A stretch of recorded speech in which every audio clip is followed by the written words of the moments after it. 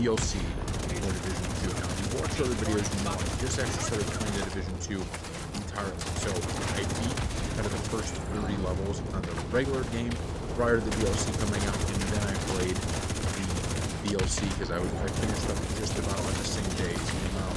So I just wanted to give you that background to understand how much I played the game, so that you're like, oh, you can understand. Okay, he's just started kind of playing this thing, but I still felt like I could give a pretty good look at this DLC because I did play the entirety of it. Now, for starters, it is a little bit different than the actual game itself, right? The actual game, and I don't know about the other DLC that came out, but for this one, the actual game is much more open, right? This is a game where you're obviously a much smaller area you're playing within.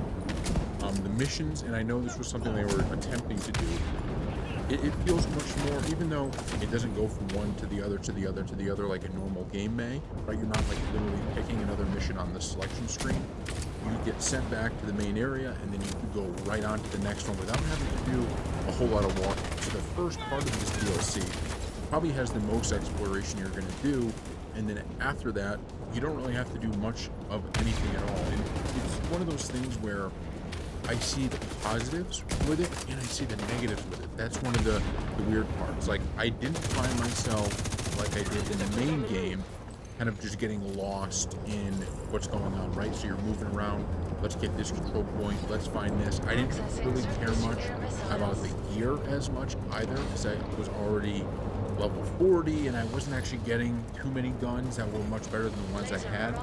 So all of that stuff was interesting to me, but at the same time, it was kind of cool that I was just kind of playing the mission.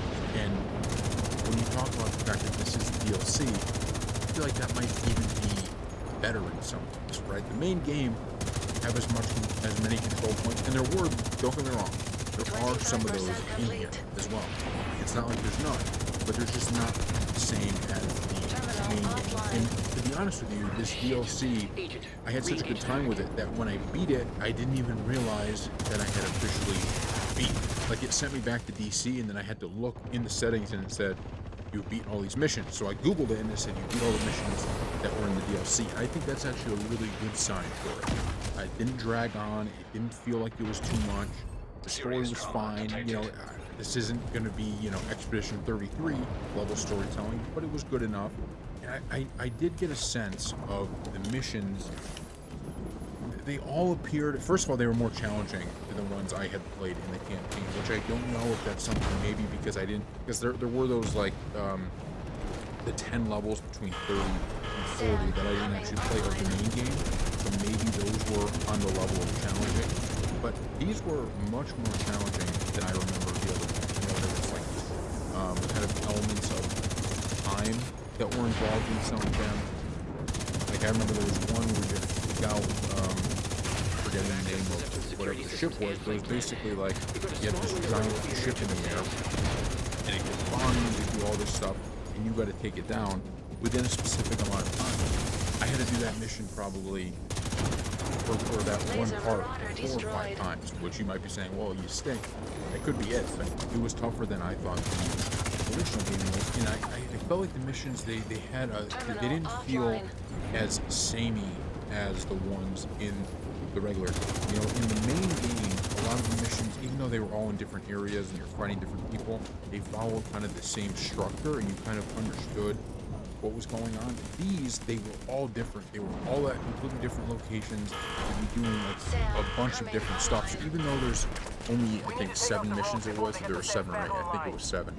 Even though there's only 7 missions, it felt like they were a little bit longer, and it did feel like there was a little bit more variety in the type of stuff you were doing. Right? That's what I'm saying when I said like in the main game, I was like, man, when am I going to beat this thing? That kind of stance. Whereas with the DLC, I did not feel anything. I don't know exactly how long it took me to beat it. Probably a little bit longer than what you would do if you googled how long the game is, because like I said, there's a few missions where I was dying repeatedly. Part of it was because I was doing something stupid, not getting cover, and there were obviously other things that could have led to it as well. But I just couldn't get over the fact that the missions felt a lot different. It felt harder, and I that, and I'm saying that all in a good way. Like, I constantly found myself, okay, we made it to this part of the mission. I gotta try this technique instead. That's kind of what I like. I kind of like that. So I don't know, I gotta look at the reviews officially on the kind of new Division 2 DLC, but I would give this a very high mark. I think it added on to a game. Like I said, I just started playing. I literally just, I don't know if I had already bought the game, but first time I played it was probably 3 weeks ago or so, maybe less than that, and I couldn't believe how good it was. As I said in the other video, I was basically like, man, I've always wanted to play this game. I found out a DLC was going to be coming out, and I was like, this is the excuse to go back and play it. So I played it, absolutely loved it. Holy shit! You did it. Played this DLC, You saved us.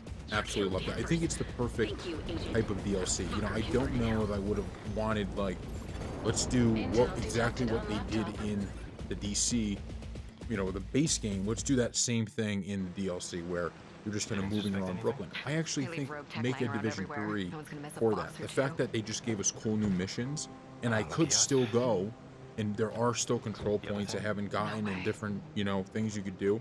But it was just kind of focusing on the story elements, and I think that was actually a good thing more than a bad thing. Some people may disagree with that, but I just don't know. There's so much to still do in this game that I just don't find it to be a big deal that they kind of took away a little bit of, kind of the free roam aspect. Like I said, the beginning of it, there is a level of the free roam where you're moving throughout the city, but once you get through maybe the first 3 missions or so, that's kind of gone, and you're just going from place to place, doing a bunch of cool stuff, and I had fun doing it. I'm going to be interested in, maybe we'll do a separate video as well.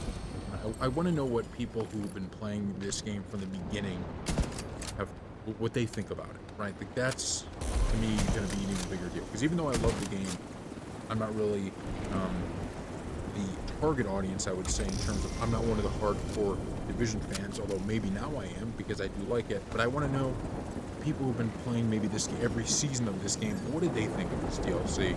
And if so, if you're one of those people, put that in the comment section below, because I'm interested to hear. So thank you all for watching, and we'll see you next time.